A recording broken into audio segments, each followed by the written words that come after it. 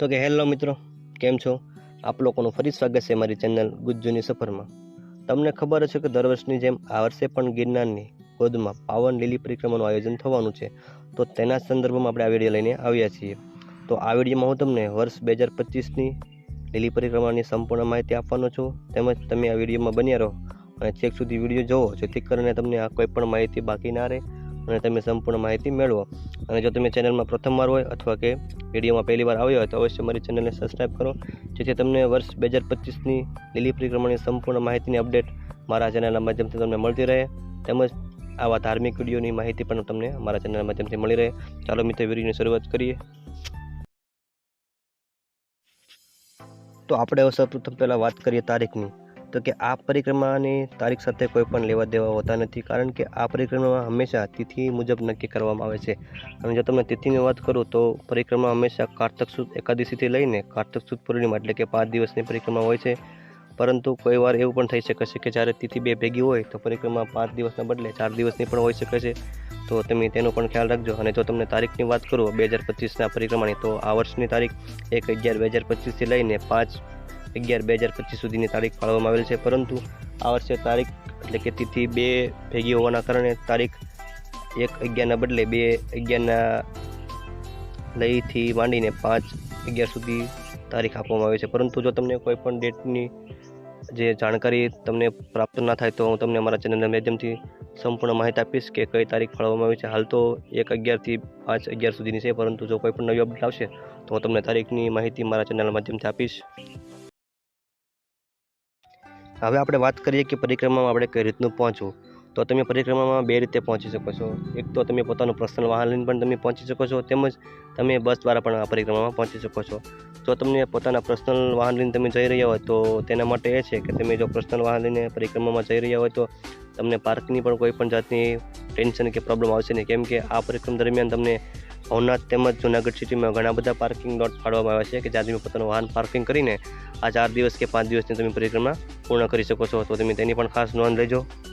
અને તમે જો બસ દ્વારા આ પરિક્રમામાં આવતા હોય તો તમે બસ સ્ટેશનથી પણ પરિક્રમ સુધીના માર્ગ સુધી પહોંચી શકો છો, કારણ કે આ પરિક્રમા દરમિયાન બસ સ્ટેશનમાં એવી ખાસ સ્પેશિયલ બસો પણ મૂકવામાં આવે છે જે તમને સીધું ભવનાથ સુધી પહોંચાડે છે. તો તમે તેની પણ ખાસ નોંધ લેજો. તો હવે આપણે વાત કરીએ આ પરિક્રમાના માર્ગની. તો આ પરિક્રમાનો માર્ગ લગભગ 36 કિલોમીટરનો હોય છે અને આ પરિક્રમાને લગભગ 4 પડાવમાં વહેંચવામાં આવેલી હોય છે.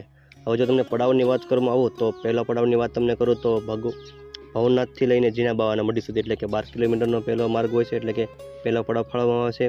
તેમજ તમે આ જગ્યા પર રાત્રિ રોકાણ પણ કરી શકો છો. તેમજ બીજા પડાવની તમને જો વાત કરું તો જીના બાવાના મઢીથી લઈને માળવેલા સુધીનો હોય છે અને આ પરિક્રમાનો માર્ગ પણ 8 કિલોમીટરનો હોય છે. તેમજ તમે આ માળવેલાની જગ્યા પર તમે રાત્રિ રોકાણ કરી શકો છો. તેમજ માળવેલાથી લઈને અને બોરસી સુધીનો પણ 8 કિલોમીટરનો માર્ગ હોય છે, જે પડાવ નંબર 3 હોય છે. તો તમે મિત્રો ત્યાં પણ રાત્રિ રોકાણ કરી શકો છો. અને આપણો છેલ્લો પડાવ એટલે કે બોરદેવીથી લઈને અને ભવનાથ સુધીનો આપણો છેલ્લો પડાવ હોય છે, તો એ પડાવ નંબર 4 છે. તો તમે આ રીતના પણ 4 ભાગમાં પડાવને વહેંચીને પણ તમે તમારી પરિક્રમા પૂર્ણ કરી શકો છો. તો તેમજ તમે તેની આની પણ નોંધ લેજો. અને જેમ તમને આગળ વાત કરી એમ બોરદેવી છે, માળવેલા છે કે જીના બાવાની જગ્યા છે, તમે કોઈ પણ જગ્યાએ રાત્રિ રોકાણ કરી શકો છો. અવશ્ય તેની નોંધ તમે લેજો. અને મિત્રો, જો તમે ચોક્કસપણે આ પરિક્રમા માણવા જ માગતા હોય તો મારા અનુમાન મુજબ તમે 1 દિવસના બદલે આ પરિક્રમા પૂર્ણ કરવાના બદલે તમે જો 3 દિવસ અને 2 રાત્રિનો પ્રોગ્રામ ગોઠવો તો તમને અવશ્ય પરિક્રમા મજા આવશે, કેમ કે તમે 1 દિવસમાં પણ પરિક્રમા પૂર્ણ કરી શકો છો, પરંતુ જે તમે નજારો છે જંગલની અંદર છે તો તે તમે માણી શકશો નહીં. તો બને ત્યાં સુધી તમે 3 દિવસ અને 2 રાત્રિનું આયોજન કરો તો તમને આ પરિક્રમા મજા આવે અને તમે શાંતિથી તેમજ પાવનપૂર્ણ આ પરિક્રમા કરી શકો. તો તમે આની પણ નોંધ લેજો. હવે વાત રહી આ પરિક્રમા દરમિયાન આપણે કેટલો સાથે સામાન લાવો.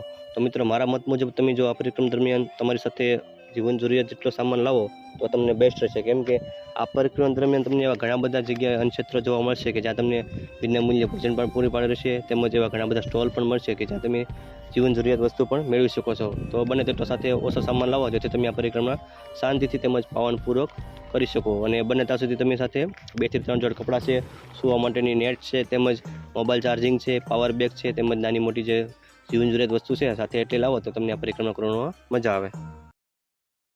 અને હવે તમને જો પરિક્રમાના ઇતિહાસની વાત કરું તો કે આ પરિક્રમા સૌથી પહેલાં ભગવાન શ્રી કૃષ્ણએ કરી હતી. ત્યારબાદ ઋષિમુનિઓ પણ આ પરિક્રમાને આગળ વધારતા ગયા અને તેમજ આ પરિક્રમા આસ્થાનું કેન્દ્ર બનતું ગયું. તેમ તેમ ઋષિમુનિઓ સાથે આપણા સામાન્ય માણસો પણ આ પરિક્રમામાં જોડા લાગ્યા. પછી ત્યારબાદ દર વર્ષે ધીમે ધીમે આ પરિક્રમાનું આસ્થાનું મહત્વ વધતું ગયું અને ધીમે ધીમે પરિક્રમા ચાલતું રહી. અને તેમજ દર વર્ષની જેમ હવે પણ આ પરિક્રમા સારી રીતે આયોજન થાય છે અને દર વર્ષની જેમ અહીંયા ભજન કીર્તનને એવા સારા આયોજન પણ થાય છે. તેમજ ધીમે ધીમે પરિક્રમા હવે આસ્થાની કેન્દ્ર સાથે પર્યટન સ્થળ પણ બનતું રહ્યું છે. તો તેમજ ધીમે ધીમે આગળ વધતી રહે છે. હવે મિત્રો તમને જો વાત કરું કે આ પરિક્રમા દરમિયાન તમારે શું કાળજી રાખવી, તો તમારે આ પરિક્રમા દરમિયાન તમારે એ પણ ખાસ કાળજી રાખવી પડશે. કારણ કે આ પરિક્રમા પહેલાંના સમયમાં આસ્થાનું સ્થાન હતું, પરંતુ હવે સમયની સાથે આ પ્રવાસ સ્થળ તેમજ પર્યટન સ્થળ પણ બનતું રહ્યું છે. તો બને તો સુધી તમે સાથે કિંમતી વસ્તુઓ જેવી કે ઘરેણાં છે, દાગીના સાથે કે રોકડ રકમ છે વધારે ના લાવે. કેમ કે આ આસ્થાની કેન્દ્રની સાથે પર્યટન સ્થળ પણ બનતું રહ્યું છે. તો નાના મોટા એવા કિસ્સા પણ બનતા રહેતા હોય છે. તો બને ત્યાં સુધી સાથે કિંમતી સામાન ના લાવો. તો તમે તેની પણ ખાસ કાળજી રાખજો. તેમજ જે મિત્રો મોબાઈલ લઈને આવી રહ્યા છે તેના માટે ખાસ એ પણ સૂચના છે કે આ 4 દિવસની પરિક્રમા દરમિયાન તમને કોઈ પણ જાતનું મોબાઈલ નેટવર્ક આ પરિક્રમાના જંગલમાં જોવા નહીં મળે. તો બને ત્યાં સુધી તમારી સાથે રોકડ રકમ લાવો, જેથી કરીને તમે કોઈ પણ વસ્તુ આ સામાન્ય રીતે તમે જંગલની અંદરથી લઈ શકો. કારણ કે નેટવર્ક નહીં હોવાના કારણે ઓનલાઈન બેન્કિંગ કે પેમેન્ટ છે, ટ્રાન્ઝેક્શન છે, તેમજ કે જે બીજા તમે સ્કેનથી જે પૈસા ટ્રાન્સફર કરો છો તે કોઈ પણ વસ્તુ બનશે નહીં. તો બને ત્યાં સુધી તમારી સાથે રોકડ રકમ રાખો, જેથી તમને કોઈ શક્યતા કે મુશ્કેલી ના પડે. તેમજ આ જંગલની અંદર એવી નાની એમથી વ્યવસ્થા પણ તમને જગ્યાએ જોવા મળશે. 3-4 જગ્યાએ કે જે જંગલની અંદર મળે છે, જ્યાં તમે થોડાક પૈસા આપીને તમારો મોબાઈલ ચાર્જ તેમજ પાવર બેંક ચાર્જ કરી શકો છો. તો તમે તેનો પણ ખાસ નોંધ લેજો કે આવી વ્યવસ્થા પણ જંગલની અંદર છે. તો તમે તેની પણ સારી એવી આનંદ માણજો સાથે. તેમજ જો મિત્ર તમને આ પરિક્રમા દરમિયાન એવા ધાર્મિક સ્થળોની વાત કરું તો તેમાં ઘણા બધા એવા સ્થળો છે જ્યાં તમે શાંતિથી બેસીને દર્શન પણ કરી શકો છો. તો તેમાં તમને વાત કરું તો કે ઝીણાબાની મઢી છે, માળવેલાની જગ્યા છે, સરકડિયા હનુમાન છે, સુરજકુંજ છે, તેમજ નળપાણીની ઘોડી છે, તેમજ શ્રવણ કાવડ છે, તેમજ બોળદેવી છે, તેમજ એવા ઘણા બધા નાના મોટા મંદિરો પણ તમે આવશે આ જંગલની અંદર. તો તમે તેના પણ દર્શન કરજો અને પ્રકૃતિનો આનંદ માણજો. તેમજ મિત્રો આ પરિક્રમા દરમિયાન તમને 4-5 ઘોડી પણ જોવા મળશે, જ્યાં તમે ઉતાર ચઢાવવાળી પણ છે. તો તમે એ પણ સાચવીને જાળવીને ચાલજો. તો એવી તમને 4-5 ઘોડી પણ જોવા મળશે, જેમાં સૌથી અઘરામઘરી ઘોડી હોય તો છે નળપાણીની ઘોડી, જે સૌથી કઠિન ઘોડી છે. તો તમે મિત્રો તે સાચવીને ચડજો. તે આવા ઘણા બધા સ્થળો પણ આવશે, તો તમે તેની પણ મુલાકાત લેજો અને ખાસ નોંધ લેજો.